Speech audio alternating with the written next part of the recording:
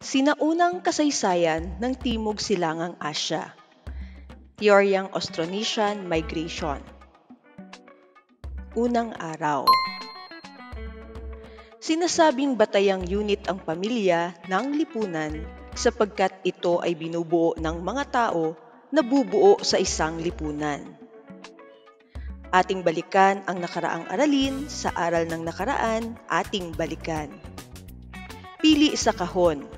Suriin ang mga sumusunod na pahayag. Piliin sa kahon ang sagot. Ito ang itinuturing na batayan at pangunahing institusyon ng lipunan. Pamilya. Ito ay anyo ng pamilya na binubuo lamang ng mga magulang, ina at ama at mga anak. Nuklear. Ito ay anyo ng pamilya na binubuo hindi lamang ng ama, ina at anak, kundi ng iba pang kaanak tulad ng lola, lolo o mga kapatid ng mga magulang. Extended. Ito ang tawag kung ang pinakamatandang lalaki ang kinikilalang pinakamakapangyarihan o pinuno sa pamilya. Patriarchal. Ito ang tawag kung ang babae ang kinikilalang may kapangyarihang magpasya at mamuno sa tahanan. Matriarchal. Sa pagkakaroon ng malaking pagbabago sa pamumuhay ng mga tao, bunsod ng pag-unlad ng kaalaman sa agham at teknolohiya at iba pang pagtuklas na nagaganap sa daigdig, nananatiling malakas at matatag na institusyon ang pamilya. Gayon din, ang pamilyang Pilipino ay matatag din na humaharap sa lahat ng pagsubok. Saan nga ba nanggaling ang lahing Pilipino? Sino kaya ang mga unang Pilipino? Saan kaya nanggaling ang mga unang Pilipino? Paano kaya sila nakarating sa Pilipinas? Bago natin alamin, sagutin muna ang Subukin Nation. #susing salita ng aralin, halo letra. Isaayos ang mga pinaghalo-halong mga letra sa bawat bilang upang mabuo ang tamang salita. Ito ang tawag sa isang pangkat ng mga tao sa Timog Silangang Asya, Oceania at Madagascar na nagsasalita ng isa sa mga wikang Austronesian. Austronesian. Ito ay isang subregion ng kontinenteng Asya. Timog Silangang Asya. Ito ay isang bansa na matatagpuan sa silangang bahagi ng kontinente ng Asya. Kilala rin ito bilang bansa na mataas ang populasyon sa Asya. China. Ito ay bansa na nakalatag sa kanlurang Pacific at nasa pagitan ng Japan at Pilipinas. Taiwan. Ito ang bansa sa Timog Silangang Asya na tinaguriang may pinakamalaking arkipelago sa buong mundo. Indonesia.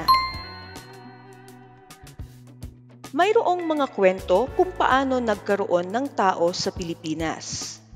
Halimbawa nito ang kwento tungkol kay malakas at maganda na nanggaling sa kawayan na tinuka ng malaking ibon. Ngunit may mga teorya ng pinagmulan ng mga Pilipino na hindi lamang basta kwento at mula sa imahinasyon, kundi nabuo sa pamamagitan ng masusing pag-aaral at mga ebidensya na nakalap mula sa kapuluan. Ang wave of migration theory ni Henry Otley Beyer na kinikilala bilang ama ng antropolohiya sa Pilipinas. Sa kanyang wave of migration theory, sinabi niya na mayroong 4 na bugso ng pagdating ng mga tao sa Pilipinas. Dawn men, nanirahan sa bansa 250,000 taon na ang nakaraan. Sila ang mga Homo erectus gaya ng Java man at Peking man. Wala silang kakayahan sa agrikultura at namumuhay lamang sa pangangaso at pangingisda. Negrito. Dumating sa bansa 25,000 taon hanggang 30,000 taon na ang nakalipas. Sila ay inilarawan bilang maliliit, maitim ang balat, pango ang ilong, makapal ang labi at kulot. Indones. Unang nakarating sa Pilipinas sa pamamagitan ng paglalayag. 5,000 hanggang 6,000 taon na ang nakararaan. Inilarawan sila bilang kayumanggi ang kutis, matatangkad, balingkinita ng katawan, maninipis ang labi, matatangos ang ilong, malalalim ang mata at hapis ang mukha. Malay, mula sa Java, Sumatra at Borneo. Nakarating sa bansa may 2,000 taon na ang nakalipas. Mahusay din silang maglayag. Marunong na rin silang gumawa ng mga paso at alahas at gumamit ng irigasyon sa pagtatanim.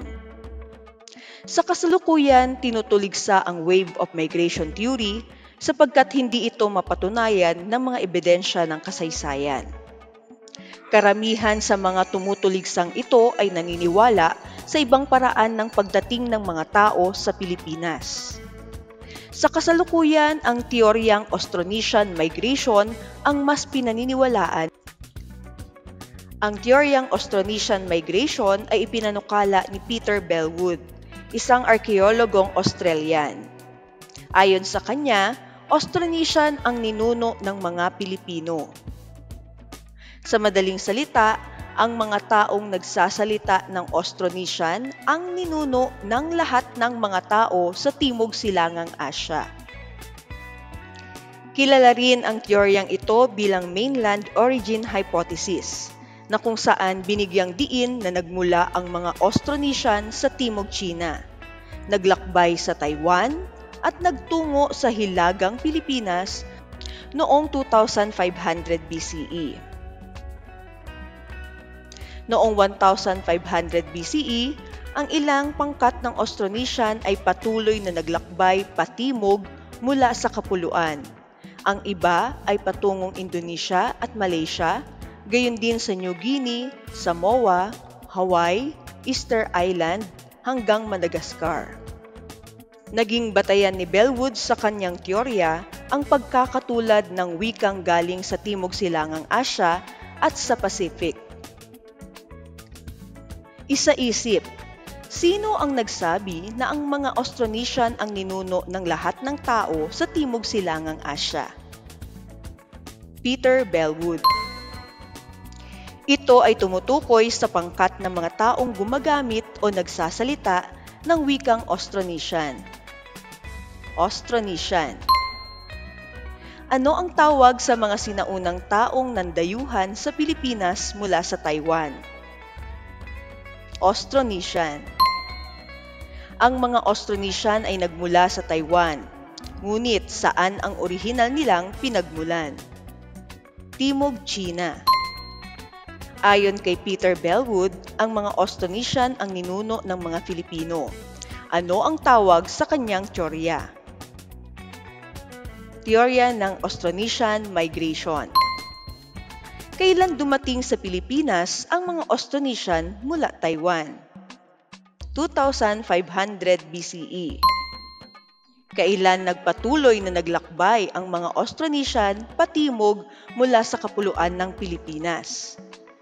1,500 BCE. Ano ang naging batayan ni Bellwood sa kanyang teorya? Pagkakatulad ng wikang gamit sa Timog Silangang Asya at Pacific. Ayon kay Peter Bellwood, saan nagmula ang mga Austronesian? Sa Taiwan. Ang teoryang Austronesian migration ay kilala rin bilang mainland origin hypothesis. Isa puso, bakit mahalagang malaman natin ang ating pinagmulan?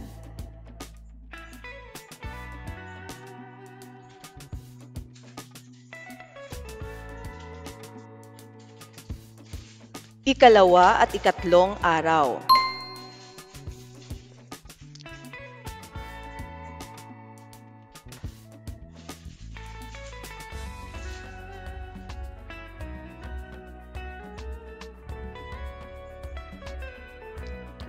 Mahalagang malaman ang pinagmulan ng ating lahi dahil magbibigay ito sa atin ng ideya kung paano nga ba nagsimula ang pagiging Pilipino. Aral ng nakaraan, ating balikan. Pili letra. Piliin ang letra ng tamang sagot.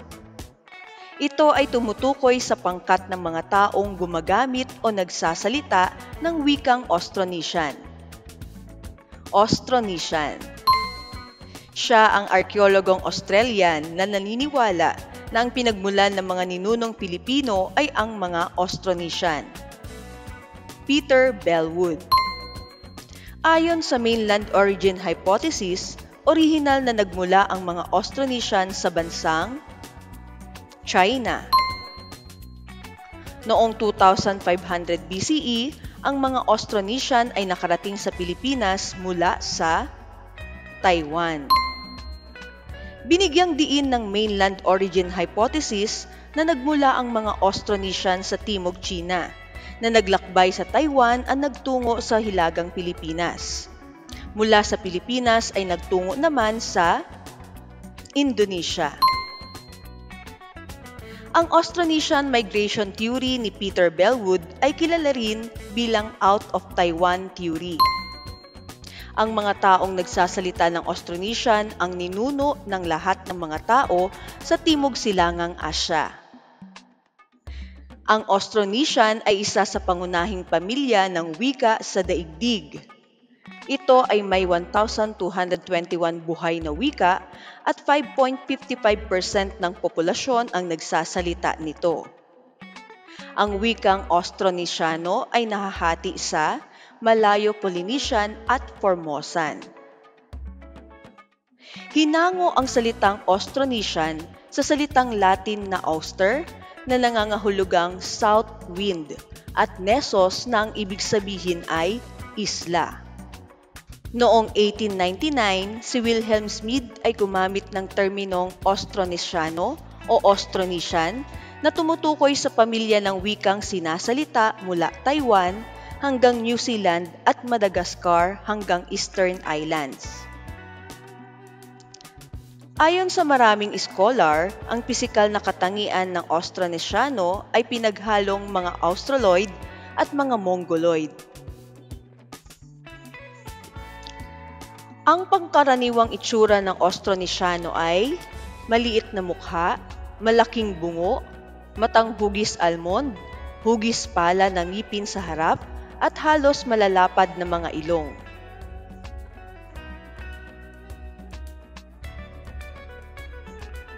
Pili letra. Noong 1899, ginamit niya ang terminong Austronesian. Wilhelm Schmid. Ang wikang Austronesiano ay nahahati sa Malayo-Polynesian at Formosan. Ayon sa teoryang Austronesian migration, ang migrasyon ay nagsimula mula kalupaan ng China. Alin sa mga sumusunod ang hindi pisikal na katangian ng mga Austronesiano? Mababang bungo. Alin sa mga sumusunod na bansa ang hindi kasali sa pinuntahan ng ilang pangkat ng Austronesiano? Palau. Collaboration is the key. Pangkatang gawain. Magsaliksik tungkol sa lahi ng isa sa mga kapitbansa ng Pilipinas sa Timog Silangang Asya, na sinasabing nagmula rin sa mga Austronesian. Alamin ang mga katangian at kultura ng kanilang lahi at ihambing sa lahing Pilipino. Gumawa ng PowerPoint presentation para dito. Isama sa presentasyon ang pananaw kaugnay sa natuklasang pagkakatulad at pagkakaiba ng mga pangkat ng taong sinasabing nagmula sa iisang lahi.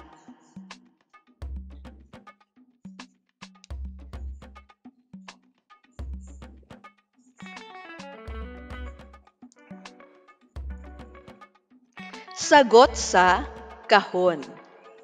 Ang pangkat ng mga taong gumagamit o nagsasalita ng Austronesian ay tinatawag na Austronesian. Nanirahan sila sa gawing Timog Silangang Asya, Polynesia at Oceania. Ayon sa mga pag-aaral, ang mga unang dumating na Austronesian ay nanatili sa Hilagang Luzon at nadatnan ang mga Austral Melanesian na nauna nang nanirahan doon. Sa paglipas ng panahon, nagkaroon ulit ng migrasyon hanggang sa kumalat na sila sa buong kapuluan hanggang sa mga isla ng Celebes, Borneo at Indonesia. Ayon sa arkeologong Australian na si Peter Bellwood, isang dalubhasa sa mga pag-aaral ng populasyon sa Timog Silangang Asya at sa Pacific, ipinaliwanag sa kanyang teorya ng Austronesian migration ang dahilan ng pagkakatulad sa kultura, wika at pisikal na katangian ng mga bansa sa Asya. Ang mga Austronesian ang ninuno ng mga Pilipino. Ang mga taong nagsasalita ng Austronesian ang ninuno ng lahat ng mga tao sa Timog Silangang Asya. Noong 2500 BCE, ang mga Austronesian ay nakarating sa Pilipinas mula sa Taiwan. Sa Timog, China naman ang orihinal na pinagmulan ng mga taong ito. Ito ay kinilalang teoryang Austronesian migration. Kilala rin ang teoryang ito bilang mainland origin hypothesis, na kung saan binigyang diin na nagmula ang mga Austronesian sa Timog China na naglakbay sa Taiwan at nagtungo sa Hilagang Pilipinas. Mula sa Pilipinas ay nagtungo naman sa Indonesia. Ang iba ay nagtungo sa Malaysia, gayon din sa New Guinea, Samoa, Hawaii, Eastern Island hanggang Madagascar. I understand. Paano mo pahahalagahan ang pinagmulang lahi ng mga Pilipino?